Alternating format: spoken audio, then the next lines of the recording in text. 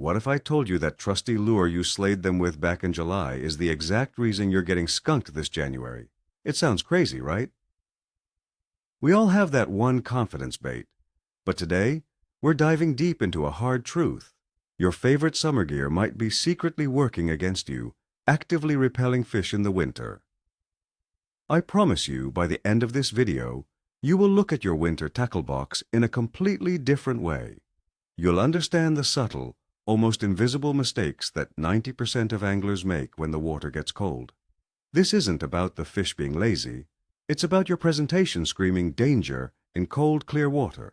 So let me ask you, and be honest in the comments below, do you completely change your setup for winter, or do you just slow down your retrieve and hope for the best? Look, we're all creatures of habit. Fishing builds a powerful muscle memory. You tie on a big spinnerbait with a chartreuse skirt because last summer it got absolutely demolished. You pick up that heavy flipping stick because you know it has the backbone to pull a giant out of the thickest cover. It's a simple philosophy. If it works, don't fix it. We spend years building confidence in certain lures and techniques. The problem is that confidence is built on warm water experiences. When the seasons change, the entire world beneath the surface changes too. A fish's metabolism grinds to a halt, the water clears up, and the aggressive tactics that triggered strikes from active feeding fish now look unnatural and terrifying to a lethargic base that's just trying to conserve energy. Many anglers blame the weather or the fish, but the real culprit is often right in their hands. Let's start with the biggest offender, lure action. Think about your go-to summer power fishing baits. A square-bill crankbait with a wide, erratic wobble. A big spinnerbait with thumping willow leaf blades. These lures are designed to displace a ton of water and create chaos. In summer, this triggers a predatory instinct. A base sees that flash and feels that vibration and has to react. It has to kill it. But in winter, a fish's metabolism is in the gutter. It's not looking to burn precious calories chasing down a meal that's moving like a race car. That same aggressive action that was a dinner bell in August is now just an annoying, unnatural disturbance. It's like watching a speedboat zip past when all you have the energy for is a slow crawl. The fish will just watch it go by, completely uninterested or even spooked by the commotion. So if fast and aggressive is out, what's in? The mantra for winter is slow and subtle. You have to completely shift your mindset. You are no longer trying to force a reaction. You are trying to present the most realistic, easy-to-eat meal possible. This is where finesse baits become the absolute superstars of your arsenal. Imagine a lethargic base just sitting near the bottom, trying to stay warm. It sees a Ned rig with a small plastic just barely quivering in place, or a drop shot bait hovering weightlessly, looking like a dying minnow. That looks like a zero-effort meal. The fish doesn't have to chase it. It just has to open its mouth. Think about a jig slowly crawling over a rock. It perfectly imitates a crawfish in the cold, moving slowly, almost stunned. That subtle, natural action is what gets bit when nothing else will.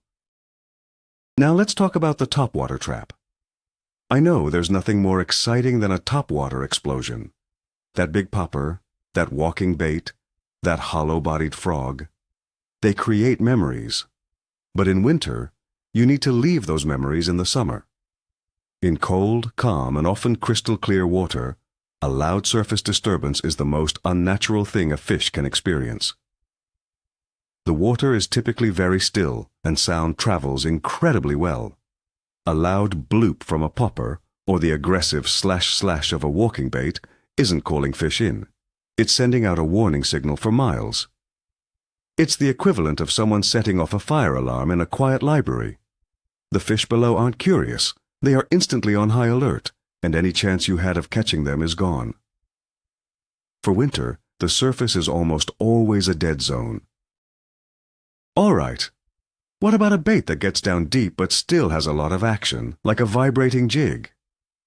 The chatterbait is a phenomenal lure, no doubt. It's a fish-catching machine in the right conditions. And for the most part, winter is not the right condition. That hard rhythmic thump of the blade is, again, often too aggressive for lethargic fish. It can work on those rare, warmer, overcast winter days when the fish might get a little more active. But on a typical cold, high-pressure day, it's just too much noise and vibration. You're trying to tempt a fish, not shake it out of its winter stupor. Think of it like this. Are you more likely to eat a meal that's gently placed in front of you, or one that's being shoved in your face by a marching band? The chatterbait is the marching band. It has its place, but winter usually isn't it. So let's focus on the subtle action alternatives that truly excel in the cold. We already mentioned the Ned rig and the drop shot, which are finesse kings. But don't forget the suspending jerkbait. This is a winter killer, but only if you fish it correctly. The magic isn't in the jerk, it's in the pause. In summer you might go jerk, jerk, pause for 1 second. In winter you go jerk, pause, and you let it sit there for 10, 15, even 20 seconds. That long, motionless pause is when 99% of your bites will happen. Another great option is a blade bait, fished with a yo-yo retrieve. You lift it up, feel the vibration, and then let it flutter back down on a slack line. That flutter perfectly imitates a dying shad, one of the primary forage for bass in the winter. Let's move on to another massive summer to winter mistake: color. Think about your favorite summer crankbait colors: hot chartreuse, fire tiger, sexy shad with tons of flash and bright paint. These colors are designed to stand out in stained, warm water and trigger reaction strikes. They are loud, visual attention grabbers. But what happens when you throw those in cold, ultra-clear winter water? They scream, "Fake!" A bass has all the time in the world to swim up and inspect that lure. When it sees something that looks like a neon sign in the middle of an otherwise natural environment, its self-preservation instinct kicks in. It's like a white-tailed deer seeing a hunter in a blaze-orange vest. It signals danger, not food. Those loud summer colors that work so well are now your worst enemy. The winter palette is all about being natural and muted. This is the time to truly match the hatch. Look at the bait fish in your lake during the winter. They are often pale, almost translucent. Your lure selection should reflect that. Think about shades of green pumpkin, watermelon, and natural browns for your soft plastics. For hard baits like jerkbaits, you want ghost minnow, pro blue, or natural shad patterns. The goal is for your lure to blend in, to look like it belongs there. You want a base to see it and think, "That looks like one of the 1,000 shade I see every day." Not, "What in the world is that glowing thing?" In clear winter water, subtlety in color is just as important as subtlety in action. Less is almost always more. This brings us to the flash fallacy. In summer, flash is your friend. The big spinning blades on a spinnerbait, the chrome finish on a lipless crankbait, that intense reflection of light is a major strike trigger for aggressive fish. It mimics the panicked flash of fleeing baitfish. But in winter, that same intense flash can have the opposite effect. Imagine you're just trying to rest, and someone starts flashing a mirror in your eyes. It's irritating and alarming. For a lethargic, wary fish in clear water, a lure that looks like a disco ball can be intimidating. That constant, overwhelming flash doesn't look like a vulnerable meal, it looks like a threat. It's too much sensory input for a creature that's trying to conserve every ounce of energy. They'll often move away from it rather than toward it. Now, this doesn't mean all flash is bad in the winter. It's about a less is more approach. A little bit of subtle flash can be the perfect trigger. For example, instead of a big double willow spinnerbait, maybe a small jigging spoon that gives off a single enticing flutter on the fall. Or a jerkbait that has a subtle pearlescent finish. It's not about a constant strobing effect. It's about a single glint of light that catches the fish's eye and makes it look twice. That one little flash can be just enough to imitate the faint flicker of a dying baitfish, signaling an easy meal without being overwhelming. The key is to think of flash as an accent, not the main event. Use it sparingly and strategically to draw attention, not to cause a scene. Let's tackle another sense, sound. Specifically, the rattles in your lures. In summer, a loud, lipless crankbait rattling through the water is like ringing a dinner bell.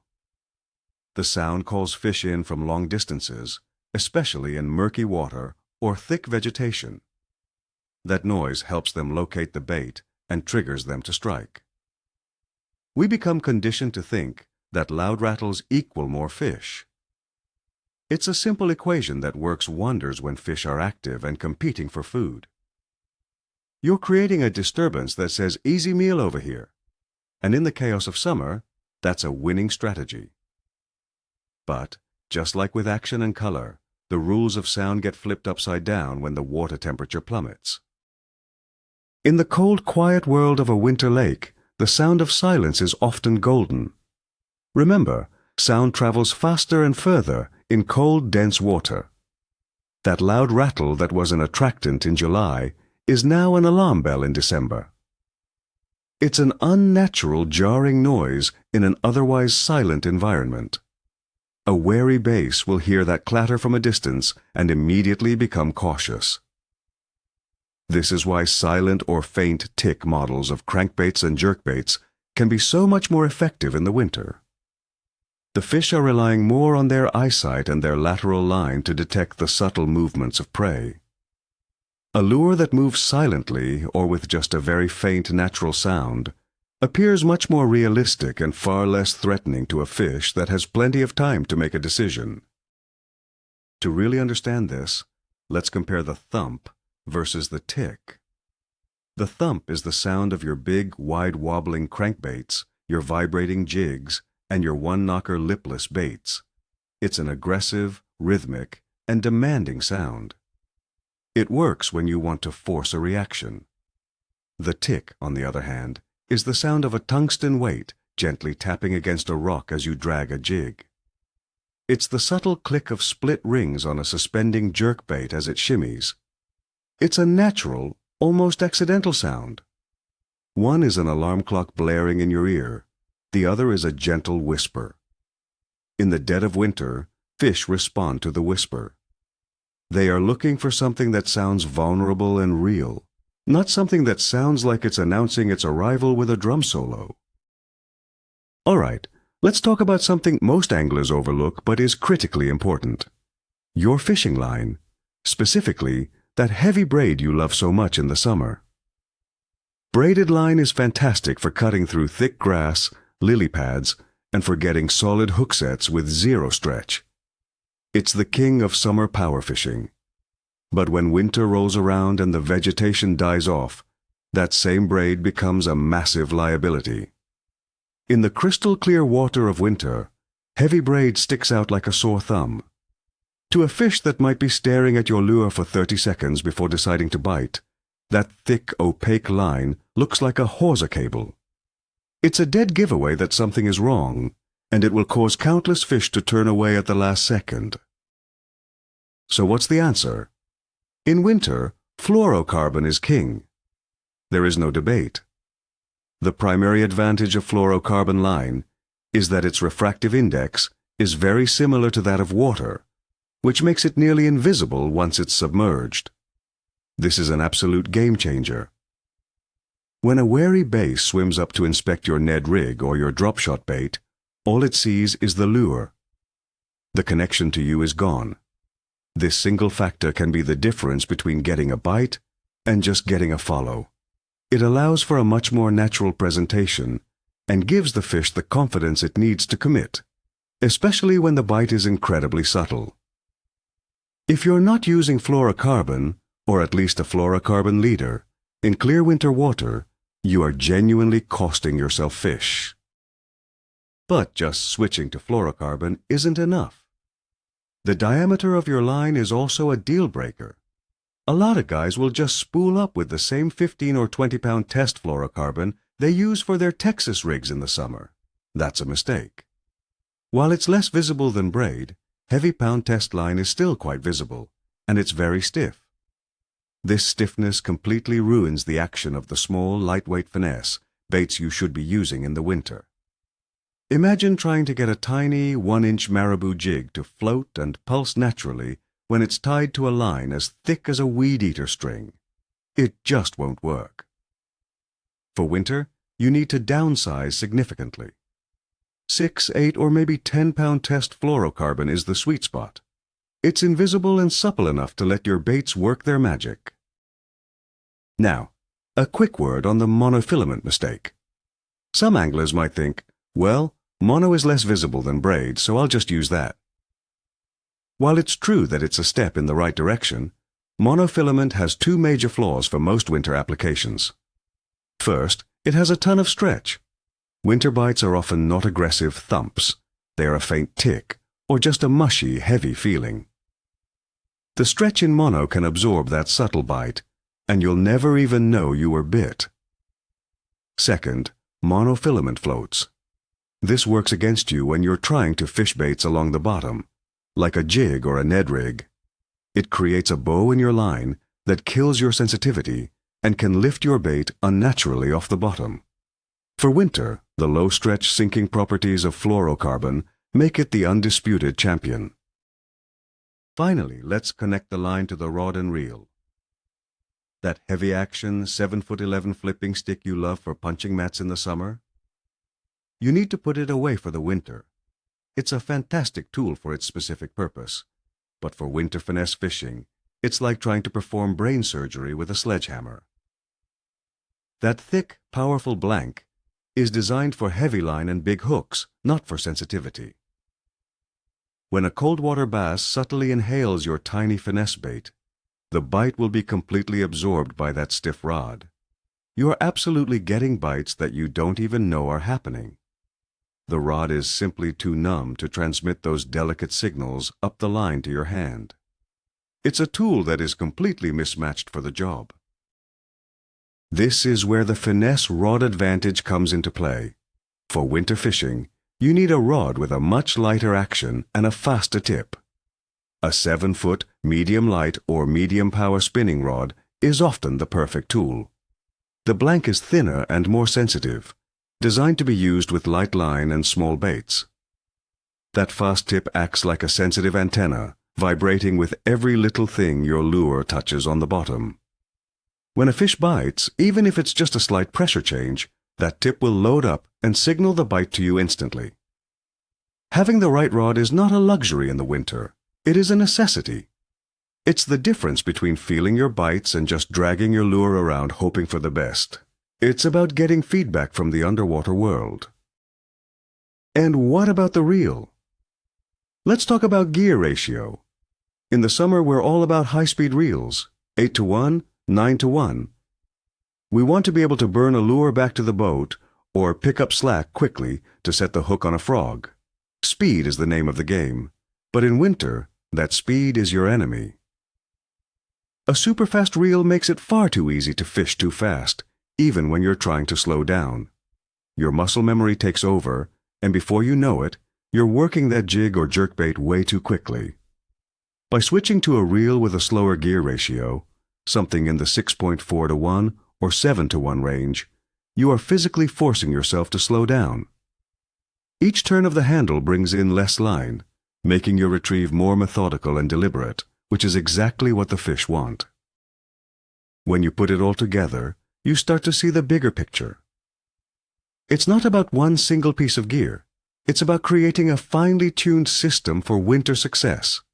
It starts with a sensitive, medium-light power rod that lets you feel everything, paired with a slower gear ratio reel that forces a methodical pace, spooled with light, invisible fluorocarbon line that doesn't spook fish or hinder lure action. And at the end of that line is a small, silent, natural-looking lure with a subtle action. Each component works in harmony with the others. This system is designed from the ground up to do one thing: Present a meal that is so easy, so natural, and so non-threatening that a lethargic cold water bass has no choice but to eat it. It's a complete departure from the power and speed philosophy of summer. So there you have it. We've covered it all, from action and color to sound and your line. That aggressive, flashy, loud gear that made you a hero last summer is very likely making you a zero this winter. The single most important takeaway, the pivotal moment in your winter fishing, is understanding this: you are no longer hunting for aggressive feeding fish. You are trying to persuade and convince neutral, lethargic fish that your lure is the easiest, most natural meal they will see all day. Your summer gear does the exact opposite of that. It alarms them. The aha moment is realizing that the game completely changes from a loud, fast-paced action movie to a slow, quiet suspense thriller. And you simply need the right tools for the job. This changes everything because you stop blaming the conditions and start making strategic choices with your gear, which puts the control right back in your hands. Thank you so much for watching. If this helped you out, please hit that like button and be sure to subscribe so you don't miss our next video. Now for the final question. What's the one piece of summer gear you've had the hardest time giving up for winter fishing? Drop it in the comments below. Let's talk about it.